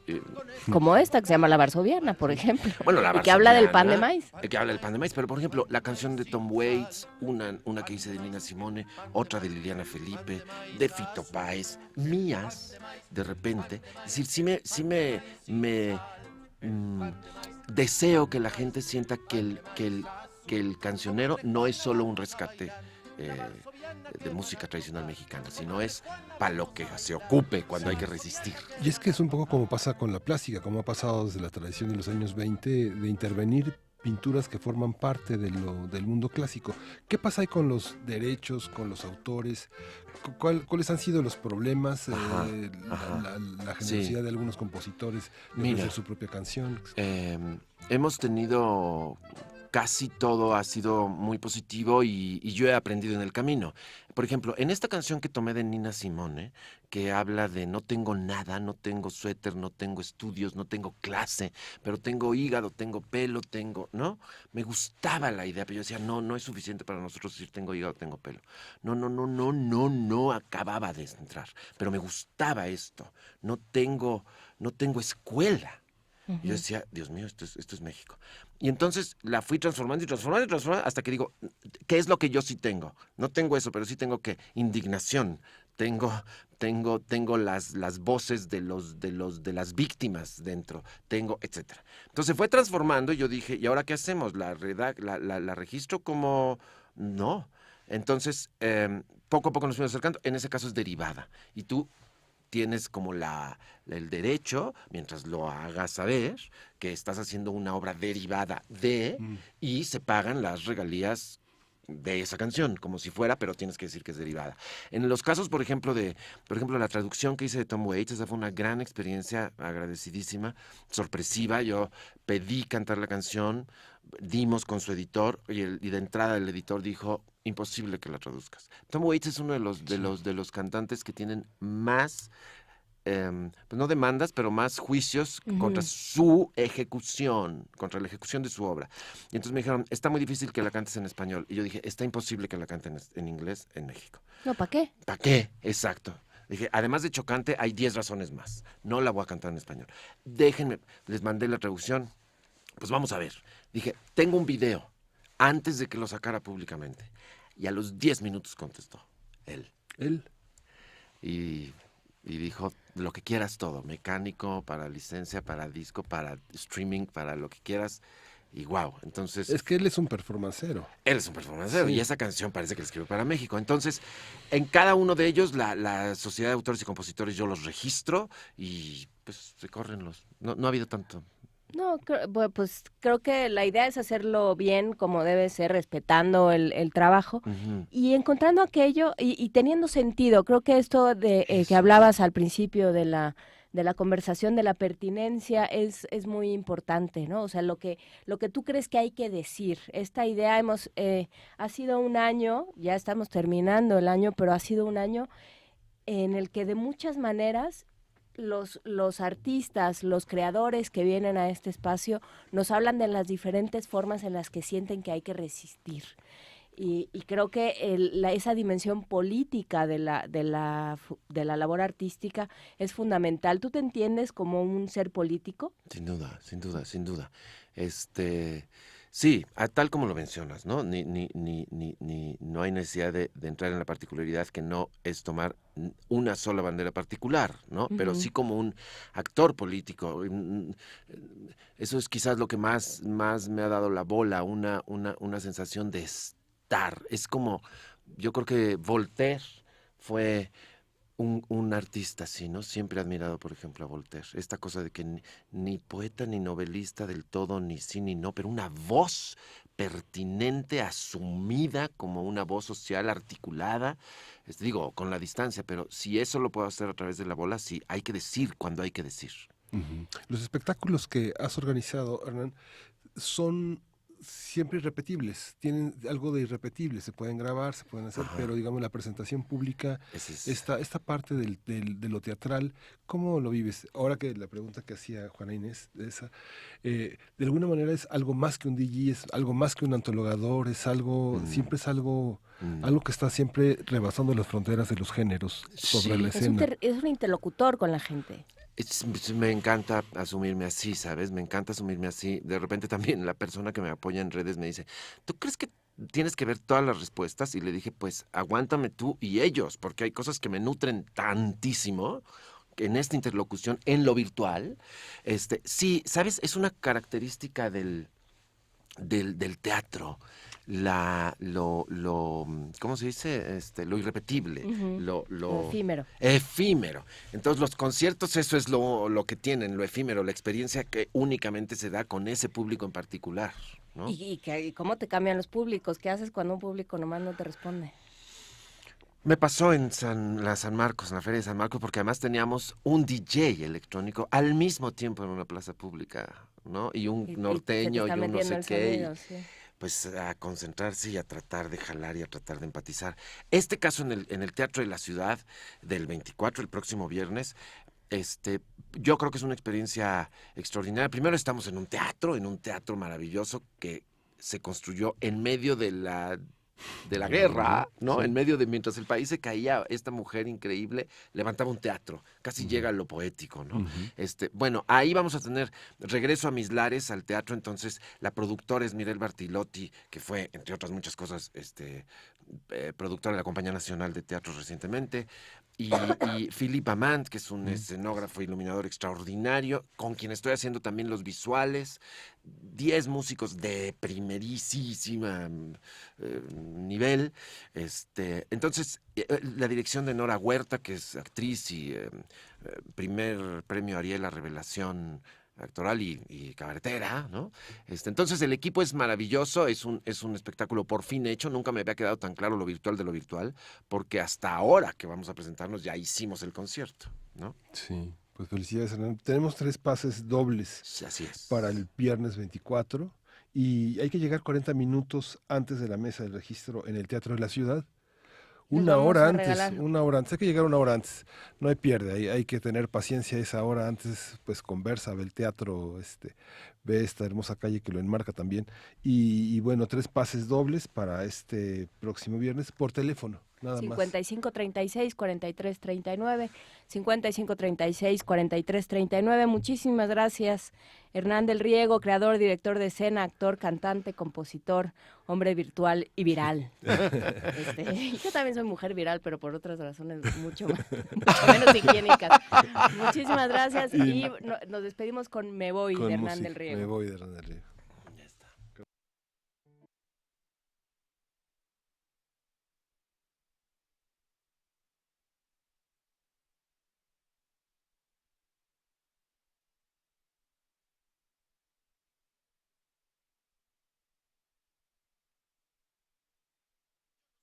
Mexicano, yo no quiero festejar, porque no tengo por qué, porque no tengo con qué. Además no les creo nada y tampoco tengo tele. Y me caga, y me caga, y me caga el Teletón. Me voy, me voy, me voy, me voy. Me voy de mi país. Yo voté por el peligro y la mentira me ganó. Me ganaron las manitas. Llevo décadas perdiendo. Llevo décadas burlado. De los 20 a los 40. Puro camote tragado. Me voy, me voy, me voy, me voy. Me voy de mi país.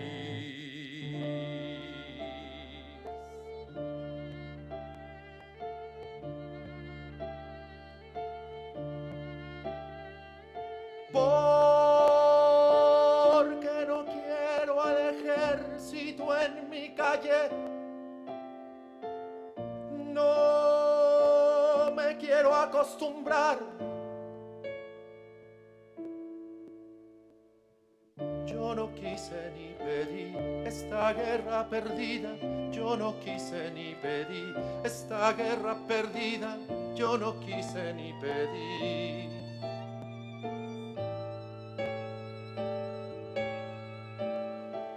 Yo no quise ni pedí esta guerra perdida. Yo no quise ni pedí esta guerra absurda. Yo no quise ni pedí. Primer movimiento. Hacemos comunidad.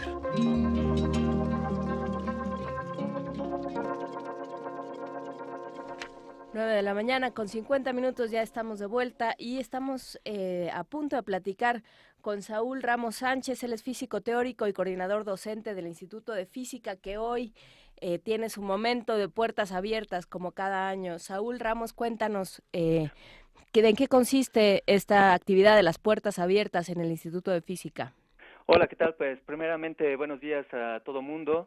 Básicamente esta es una actividad, es una fiesta que celebramos cada año, en el que invitamos a todo el público que esté interesado en conocer el quehacer científico, particularmente en la física teórica, en la física experimental, en el que intentamos compartir absolutamente todo lo que hemos aprendido en estos últimos al menos 500 años de física, de una manera amena para que todo mundo se divierta y al mismo tiempo aprenda todas las cosas que nos han dejado. Tenemos charlas, tenemos concursos, tenemos explicaciones con carteles, también tenemos algunos juegos interactivos con las personas. Hay una plática muy divertida de cómputo que se llama Abuelita me hackearon. Tenemos también un rally, exhibiciones en pasillos. Algunos estudiantes de licenciatura con talleres y demostraciones tratan de descubrir qué onda con la luz, qué significa esta luz. Tenemos un concurso también de 12 a 1 de la tarde que llamamos el Gran Colisionador de Físicos. Nos podemos imaginar que estos físicos van a colisionar para describir alguna partícula, probablemente algo por el estilo. Entonces las personas entran también a nuestros laboratorios que, ni yo he visitado. Las personas que tengan la oportunidad de visitarnos hoy entre 9:30 y 5:30 podrán entrar a ellos. Hay aceleradores gigantescos que están aquí, que algunas personas no conocen, y estamos muy cerca del Metro Universidad, entonces cualquiera que quiera asistir es completamente bienvenido. Perfecto. Cuéntanos, ¿cuándo es esta actividad? Es el día de hoy, de 9:30 a 5:30. Ya tenemos aquí una fila de estudiantes de todas las preparatorias, está dirigido a cualquier tipo de persona. También tenemos un par de padres de familia que decidieron aprender un poco más de física, afortunadamente. Y bueno, los esperamos. Perfecto. ¿Tú vas a participar en este colisionador de físicos? ¿Va a ser con botargas o así nomás a cuerpo gentil, como diríamos? Ojalá hubieran sido con botargas, creo que nos divertiríamos más. No, es un concurso en el que van a tener que realmente competir con conocimientos acerca de física y la historia y cultura general en general, junto con el público, para tratar de descubrir cuál es la partícula secreta, el secreto del gran colisionador de físicos. Yo no participaré, pero estaré ahí vigilando que todo funcione correctamente. Sin embargo, tendremos algunas pláticas en las que sí participaré sobre partículas, campos, cuerdas y cosas como esa de física teórica que tanto nos gusta. Perfecto. Pues queda hecha la invitación. ¿Es entrada libre? Entrada libre, no necesitan ningún tipo de registro, solo necesitan llegar aquí, acompañarnos, hacer una fila porque está grandota y listo. Los aceptaremos y los disfrutaremos con gusto. Además, la posibilidad de, después de la visita, después de participar, hacer casi un descanso en los prados que hay cerca del instituto, de caminar, de recorrer, de hacer un poco de paisaje mental en esos verdes, también es fascinante. Absolutamente. De hecho, muchos de nosotros cuando estamos tratando de resolver algún problema que no nos sale, nos acostamos aquí en nuestros prados mirando al cielo y a veces hasta tenemos cierta inspiración. Hasta una manzana les cae y creo que pueden disfrutar todo. Perfecto. ¿Tienen alguien que les aviente manzanas para que tengan momentos de inspiración? Desafortunadamente las manzanas no se dan aquí, pero tenemos jitomates y de todo lo demás, y podridos también que nos caen de vez en cuando. Oye, Saúl, ¿y los investigadores? Digamos, hay muchos investigadores que hay una gran capacidad de aislamiento, de concentración, y la gente a veces no es muy bienvenida, pero los investigadores, ¿qué tanto colaboran? ¿Qué tanto colaboran los físicos, los científicos? ¿Cómo reaccionan al contacto con la gente, con tanta curiosidad, tanto interés? Pues hoy es el día de puertas abiertas y básicamente todos los físicos del instituto, tenemos 140 investigadores y aproximadamente 100 técnicos académicos, todo mundo está participando, todo mundo los invita a que conozcan un poco del desarrollo de su ciencia teórica o experimental, los invitan a que jalen los cables juntos y básicamente nos reímos de nosotros mismos, jugamos como realmente siempre lo hacemos. La verdad es que esta parte de la concentración del físico aislado prácticamente no existe. Nosotros jugamos con los estudiantes todo el tiempo y todo el tiempo es así como aprendemos. Ahora con este público, las preguntas que nos hacen todas las personas, el público en general, también nos da ideas. Eso es lo padrísimo. Esta interacción con el público que quiere saber más de física nos da preguntas que nosotros jamás nos habíamos hecho. Entonces, todo el mundo, los 240 investigadores que trabajamos aquí, estamos completamente felices de tener esta interactividad con todo el mundo que nos visita. Pues queda hecha la invitación para ir desde ya hasta las 5:30 de la tarde del día de hoy al Instituto de Física a este día de puertas abiertas. A ver qué tiene que ofrecernos el Instituto de Física, qué qué hay que preguntarse y qué hay que comentar con los físicos teóricos y con todos los que habitan este instituto. Muchísimas gracias, Saúl Ramos Sánchez, físico teórico y coordinador docente del instituto. Que tengan mucha suerte en esta actividad. Gracias a ustedes. Hasta luego. Hasta luego. Y nos vamos ya, Miguel Ángel, con una canción. Nos vamos con una canción de la infancia, de Tribalistas, y la pide Ricardo Orozco en este viernes de complacencias. ¿Será cosa de irnos o nos quedamos a toser otro rato? Nos quedamos a toser otro rato, pero ya fuera del aire. Bueno, entonces ya no les tosemos más. Nos vemos el próximo lunes, ya estará con nosotros Luisa Iglesias, venturosamente, y nos vamos con Los Tribalistas. Los Tribalistas. Esto fue Primer Movimiento. El mundo desde la universidad.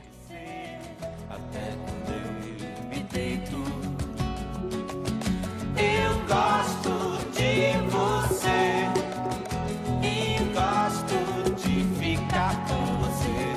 Meu riso é tão feliz contigo. O meu melhor amigo é o meu amor. E a gente cantar, e a gente dançar, e a gente não se cansa de ser criança. A gente brincar na nossa velha infância. Seus olhos, meu clarão, me guiam dentro da escuridão. Seus pés me abrem o caminho. Eu sigo e nunca me sinto só. Você é assim, um sonho pra mim. Quero te encher de beijos. Eu penso em você desde o amanhecer até quando eu me deito. Eu gosto de você e gosto de ficar com você. Meu riso é tão feliz contigo. O meu melhor amigo é o meu amor. E a gente cantar, a gente dançar, a gente não se cansa de ser criança. A gente brincar na nossa velha infância. Seus olhos, meu clarão, me guiam dentro da escuridão. Seus pés me abrem o caminho. Eu sigo e nunca me sinto só. Você é assim, um sonho pra mim. Você é assim. Você é assim, um sonho pra mim. Você é assim. Você é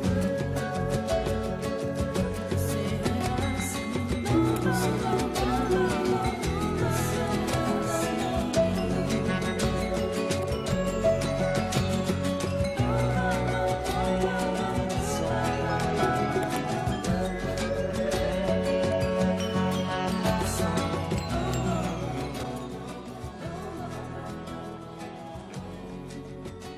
mim. Você Você é assim, um sonho pra mim.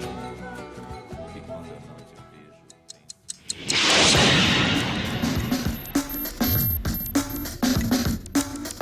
vejo, Radio UNAM presentó Primer Movimiento. El mundo desde la universidad.